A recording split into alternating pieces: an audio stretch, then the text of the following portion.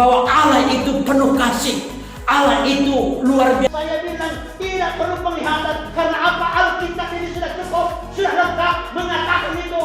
Orang yang membaca Alkitab pasti. Aku datang dengan telanjang, aku pulang juga dengan telanjang.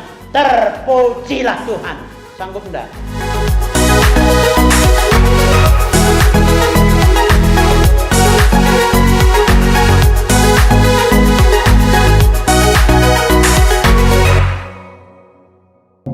Dunia ini akan lenyap dengan segala keinginannya, tetapi kami percaya anugerah kasih-Mu, kami akan hidup kekal selama-lamanya. Terima kasih Tuhan, kami menyerahkan pemberitaan firman-Mu ke dalam tangan kuasa-Mu. Tutup bungkus kami dengan kuasa Roh Kudus. Di dalam nama Yesus Kristus, kami siap untuk mendengarkan firman Tuhan. Haleluya. Amin. Silakan duduk.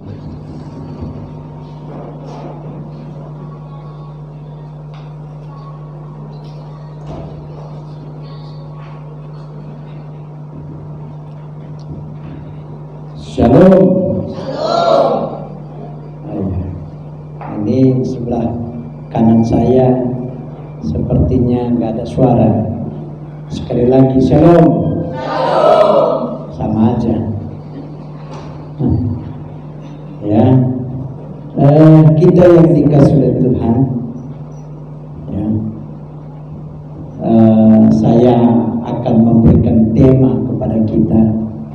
Ya, rendah hati. Ya. Jadi alangkah berbahagianya orang yang menerima firman Tuhan dengan rendah hati. Amin. Halo, amin. Ya. Itu firman Tuhan, rendah hati.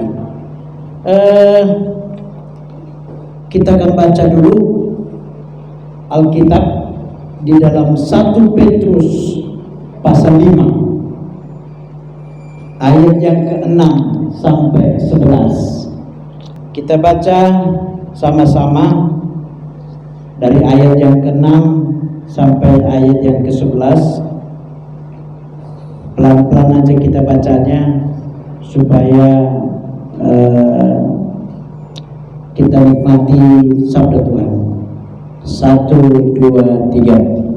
Karena itu rendahkanlah dirimu di bawah tangan Tuhan yang kuat, supaya kamu ditinggikannya pada waktunya.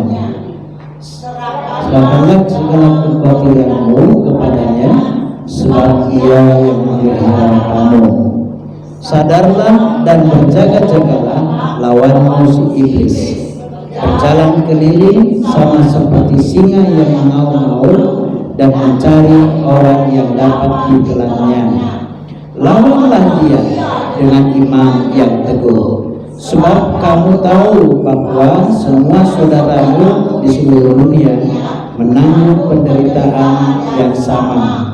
Dan Allah sumber segala kasih karunia yang telah memanggil kamu terus kepada kemuliaannya yang kekal, akan melengkapi, meneguhkan, menguatkan, dan mengukuhkan kamu sesudah kamu menderita selama-lamanya. Ialah yang mempunyai kuasa sampai selama-lamanya. Amin. Ya.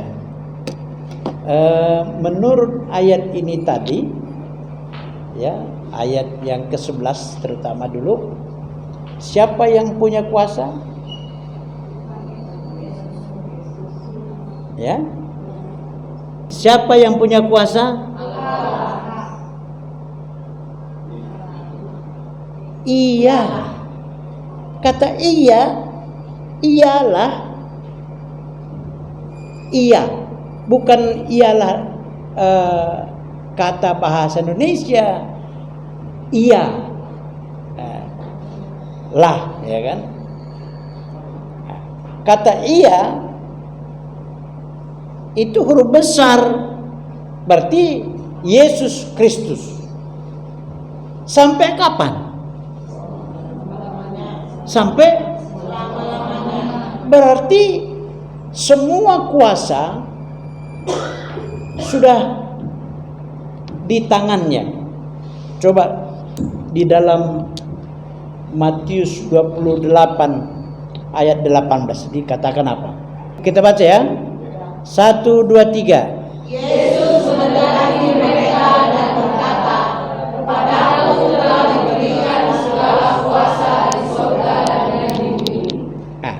Kepadaku telah diberikan, kata ku ya huruf besar, berarti ku itu menunjuk kepada Yesus Kristus.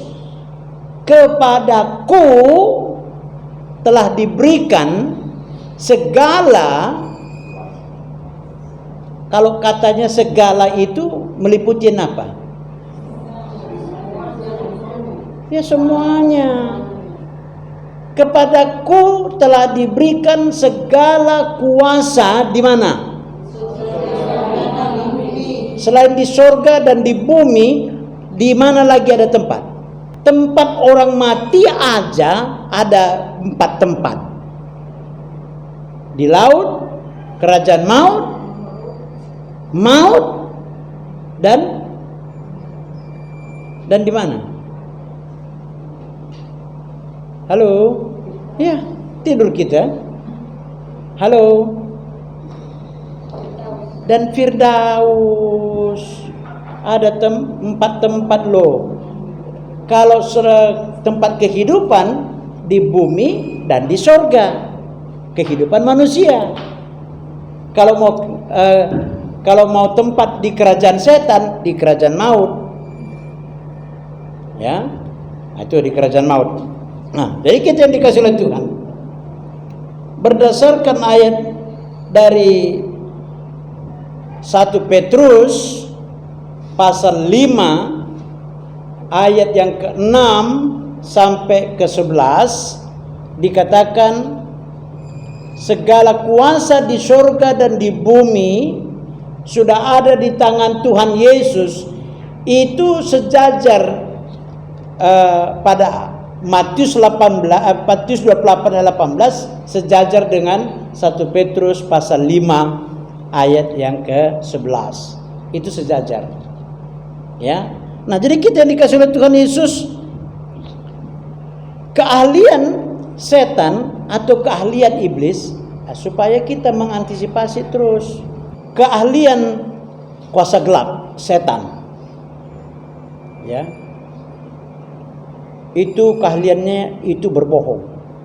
Kalau Alkitab mengatakan Yohanes 8 ayat 44 itu dikatakan iblis itu adalah bapa pendusta. Ya. Kalau semua kebohongan sumbernya dari setan, sehingga dikatakan dia bapa pendusta. Ya. Nah, coba saya nanya dulu, siapa yang nggak pernah berbohong di sini? Ya, ada? Ya, bertobatlah. Terus keahlian iblis yang lain adalah dia itu licik. Seperti dikatakan di dalam Matius 10 ayat yang ke-16. Coba kita baca dulu ini ayatnya. Nah, itu keahlian iblis. 1, 2, 3. Lihat, aku mengutus kamu seperti domba ke tengah-tengah serigala. Sebab itu hendaklah kamu cerdik seperti ular dan tulus seperti merpati. Itu dikatakan cerdiklah. Ular itu memang cerdik ya. Saya tidak tahu di mana kecerdikan ular. Ya. Nah, ternyata salah satu kecerdikan ular ini, ya,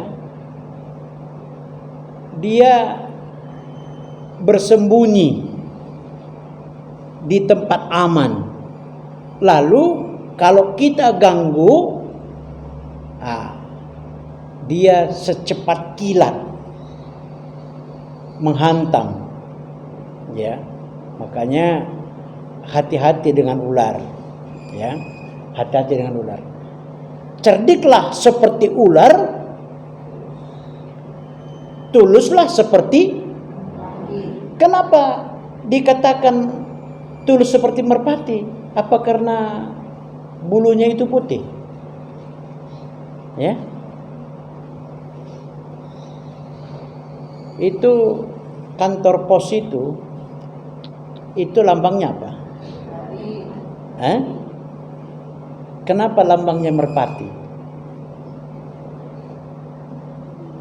Di mana-mana kantor pos seluruh dunia lambangnya merpati. Kenapa lambangnya merpati? Ada yang tahu? Enggak ada ya? Karena merpati itu, ya, kemanapun dia terbang, kemanapun dia tahu jalan pulang. Enggak meper. Kalau anjing tahu juga pulang, tetapi sedikit kita kasih tulang, selesai dia. Itulah berbedaannya merpati dan anjing. Jadi cerdiklah seperti ular, tulus seperti merpati. Mengapa dikatakan begitu? Kita harus cerdik, tapi tulus. Artinya kita kembali selalu kepada Tuhan. Amin. Kalau tidak kembali kepada Tuhan, ya, celakalah kita. Celakalah kita. Jadi kita harus kembali terus kepada Tuhan. Kita dikasih oleh Tuhan, bagaimana sikap merendahkan hati yang paling penting, ya, sikap merendahkan hati. Yang pertama, ya, yang pertama dengan berdoa. Itu yang pertama. Sudah saya jelaskan beberapa minggu yang lalu,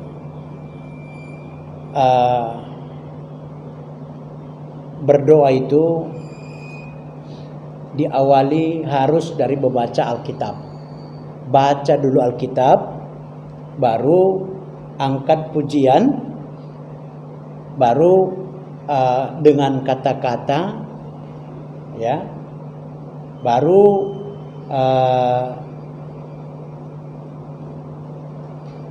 langkah kedua itu dalam doa, ya. Langkah kedua, yang pertama mengagungkan dan memuji Tuhan, itu yang pertama. Yang kedua pengakuan dosa, artinya sesuaikan lagu dengan pujiannya. Contoh pujian pengakuan dosa, contoh seperti ini. Di depan mata Yesus. Tahu lagu itu? Tahu? Tahu enggak? Lalu setelah pujian pengakuan dosa, baru kita sertai dengan pengakuannya, dengan jujur, dengan tulus. Ya, Tuhan, saya sudah berdosa. Saya maki-maki orang. Saya bandel, Tuhan. Saya bebal. Ya, makanya saudara-saudara, ada perbedaan orang yang rendah hati dan orang yang bebal. Kalau orang bebal, kita tanya kepada orang yang bebal misalnya, kalau 3 kali 3 berapa? Berapa saudara? Ya, tahu jawabnya? Ya, kita 3 kali 3 berapa? Orang yang bebal mengatakan 9. Orang yang bebal mengatakan 33. Disatukan aja angkanya. Tapi jawabannya benar 9. Ya kan? Kita bilang sama yang bebal, 3 kali 3 9 lah. Masa 33 kita bilang. Aku mau 33, mau apa kau? Katanya. Itu orang bebal. Jadi setiap pribadi manusia punya kebebalan, saudara-saudara. Bagaimana kalau warga negara hidup dalam kebebalan? Ya, warga negara hidup dalam kebebalan. Bagaimana terjadi? Kacau balau. Ya, kacau balau. Itu makanya ada pemerintahan harus mendisiplin diri. Ya, itu tujuannya supaya manusia tidak liar. Kalau rajanya bagus, rakyatnya tidak liar. Kalau rakyatnya tidak liar, maka negaranya makmur. Kenapa tidak makmur negara kita ini? Karena rata-rata rakyatnya liar. Itu makanya presiden kita sedang kerepotan terus. Jadi saya harap kita semua tinggalkan kebebalan. Amin. Halo, amin. Ya, jadi jangan keras kepala. Ya. Jadi orang yang bebal itu pasti keras kepala. 3 kali 3 berapa? 33. Ya kan? Jadi 3 kali 3 9 lah. Kita bilang. Aku mau 33, kenapa rupanya? Katanya pula. Itulah. Jadi yang bebal itu kayak orang sendeng ya. Kayak orang sendek. Jadi kita yang dikasih oleh Tuhan. Yang kedua, ya, tadi dengan doa. Ya, yang pertama meninggikan dan memuliakan nama Tuhan. Yang kedua pengakuan dosa. Yang ketiga itu langkah doa itu permintaan. Permintaan ada 3 juga. Berminta kepada Bapa, berminta kepada Anak, berminta kepada Roh Kudus. Itu ketiga-tiganya Esa. Ya. Ketiga-tiganya Esa. Kasihnya sama. Oke. Kemurahannya sama. Segalanya sama.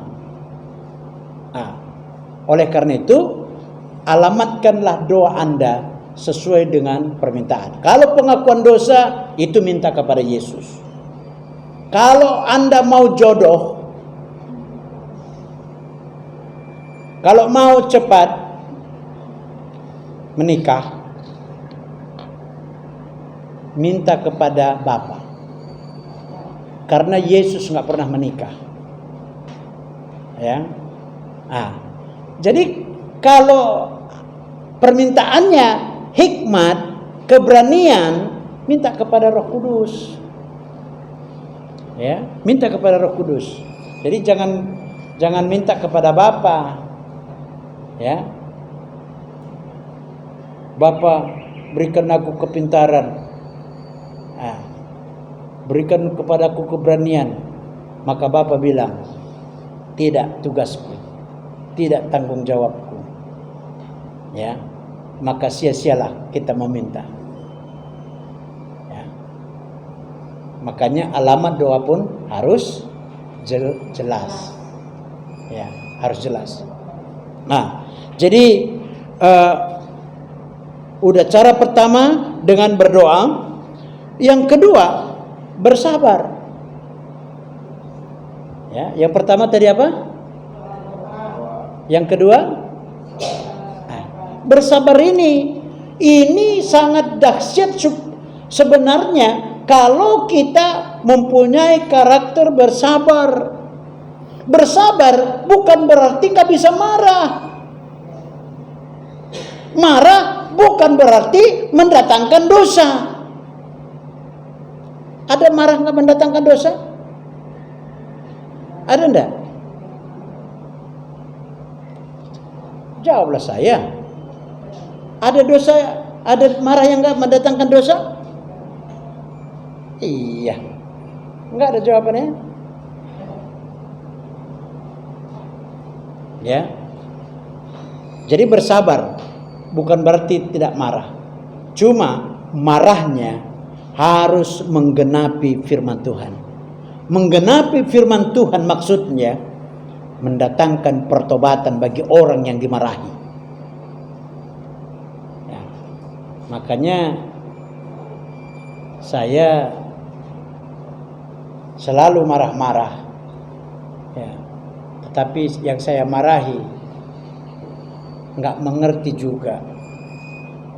Nah, padahal saya sedang menggenapi firman Tuhan. Kemarahan itu harus menggenapi firman Tuhan.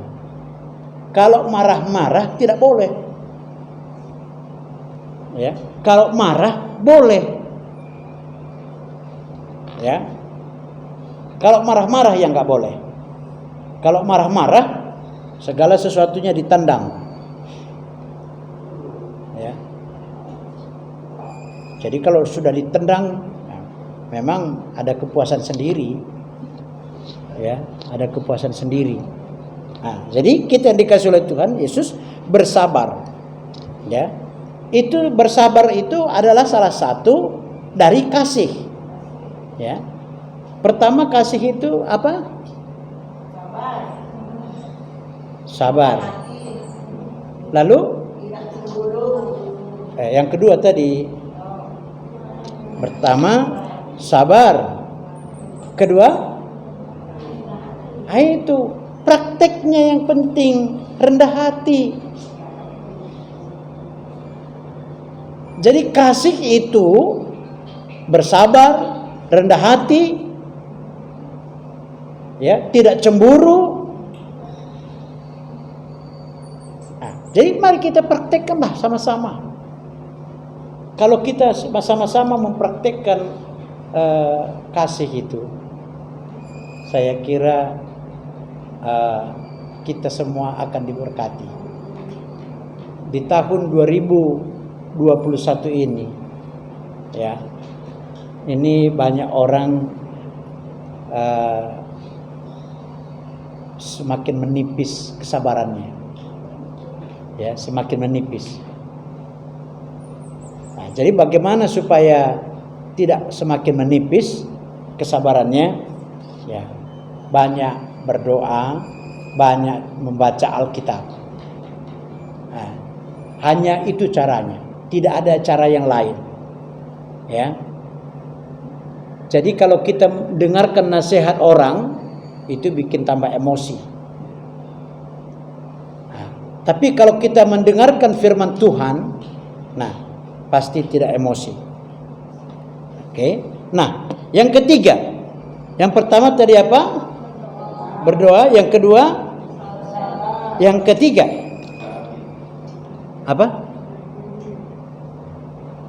Belum saya sebutkan pun sudah dibilangin terus. Ya, belum saya sebutkan itu yang ketiga. Ya, ini yang paling berat, saudara-saudara. Ini yang paling berat. Banyak orang tidak kuat. Ya, banyak orang tidak kuat. Mau menerima teguran. Ah, biasanya orang yang ditegur biasanya itu bagaimana? Hah? Bagaimana? Marah, tersinggung, nggak mau menerima, dan menegur itu, ditegur itu sangat tidak enak, membuat sakit hati. Ya, ini jemaat yang di sini belum pernah saya tegur. Nah, belum pernah. Mungkin saya tegur, mereka tidak mau datang lagi. Ya, Nah, coba kita lihat dulu Ibrani 13 ayat 17 dulu, ya.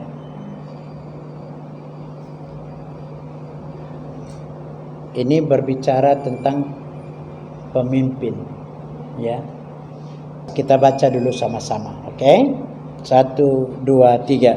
Taatilah pemimpin-pemimpinmu dan tunduklah kepada mereka, sebab mereka berjaga-jaga atas jiwamu sebagai orang-orang yang harus bertanggung jawab atasnya. Dengan jalan itu mereka akan melakukannya dengan bijak, bukan dengan keluh kesah, sebab hal itu tidak akan membawa keuntungan bagimu. Nah, jadi di dalam kitab Yakobus mengatakan, janganlah mau jadi guru. Ya, jangan mau jadi guru. Kenapa? Jadi guru itu sebenarnya berat. Ya, berat. Karena seorang guru harus bisa digugu dan ditiru. Nah, ini sama dengan pemimpin. Dia katakan, tunduklah kepada pemimpin-pemimpinmu. Karena apa? Karena apa? Dia yang berjaga-jaga atas nyawamu. Nah, nyawa itu kan sama dengan jiwa. Nah, jadi pemimpin itu tidak enak, tidak gampang. Dia berjaga-jaga atas nyawa kita, jiwa kita, supaya kita jangan tersesat. Nah, itu supaya kita jangan tersesat. Nah, kita yang dikasih oleh Tuhan, kalau kita sempat tersesat, ya, kalau kita sempat tersesat, itu jiwa kita yang tersesat. Pada saat jiwa kita tersesat, itu tubuh kita mengikuti semua. Makanya dengarkan apa kata pemimpin-pemimpin kita. Alkitab sudah menjelaskan pemimpin-pemimpin kita. Contoh, ya, itu yang harus dicontoh, bukan yang jahat, ya, harus dicontoh yang baiknya. Contoh Bapak Abraham, ya. Bagaimana Bapak Abraham? Dia tidak ragu sedikit pun dengan apa yang Tuhan katakan, sedikit pun tidak ragu. Tadi saudara-saudara, sebelum kita kumpul begini, saya mendengarkan ada beberapa orang sudah kena corona, ya. Kalau kena corona ya masih mending, tapi kalau kena corona bahaya, ya. Jadi ada pendeta yang sudah meninggal karena corona, COVID-19, ya kan? Pendeta itu masih muda. Jadi saya ingatkan pada kita semua, jangan pernah takut kepada corona, apalagi dengan corona. Loh, ya serius. Jangan pernah takut.